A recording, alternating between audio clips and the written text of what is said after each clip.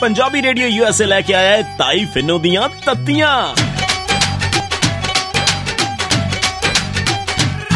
जदों तत्तियां सुनाइयां नी बड़ा दुख लग्या, बड़ा दुख लग्या।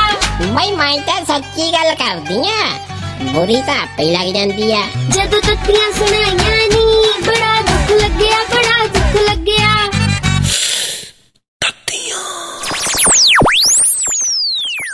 ना लंगिया फमीदिया कुड़े केवे बुए ची खड़ गई अज। ताइये की हाल चाल है तेरा?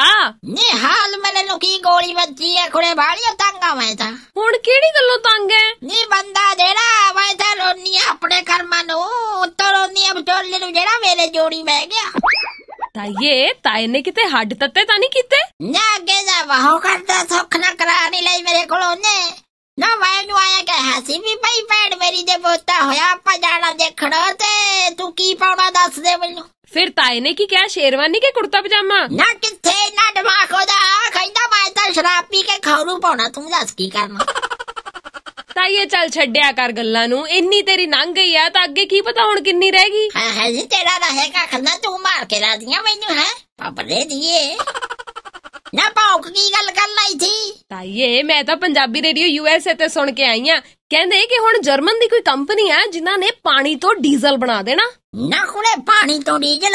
हाँ ताइये कहंदे भी पानी दे विच क्योंकि हाइड्रोजन ते ऑक्सीजन हुंदी आ, पहला उन्हां दोवां नू वख-वख करके फिर हाइड्रोजन नू कार्बन डाइऑक्साइड दे विचों कढ के ते कहंदे कोई नीले जे रंग दा क्रूड बनना, ओदे नाल डीजल बनू अगे। ना वाला सियापा खानन दे करना था, ओदे नाल चंगा सी अपने पिंड ला लेंदे फैक्ट्री कुड़े, नाले ज्यादा डीजल निकलू। ज्यादा डीजल अपने पिंड किवें निकलू? ना कुड़े अपने पिंड दे छप्पड़ दे पानी दा बनाउं डीजल, नाले ओ ते सारे पिंड दी ताकत रोड़ के आउंदी आ।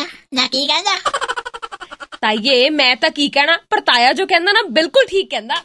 तेरा लोहे काठ ना ऐसा सीधा है भौंक दी कुत्तियां को।